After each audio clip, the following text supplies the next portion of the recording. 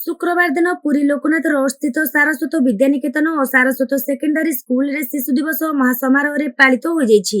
एही सभारे विद्यालय परिचालना कमिटी सभापति तथा श्री निगमानंद आश्रम अध्यक्ष डॉक्टर श्रीमद स्वामी सकरानंद सरस्वती महाराज और विद्यालय प्रधान शिक्षयित्री श्रीमती सुजाता महापात्र करकमल प्रदीप प्रज्वलन सह सभा कार्य आरंभ होइतिला। प्रमुख वक्ता माने भारतर प्रथम प्रधानमंत्री पंडित जवाहरलाल नेहरू स्मृतिचारण करने सह शिशु मानक प्रति तांको अवदान संपर्क में आलोकपात करथिले।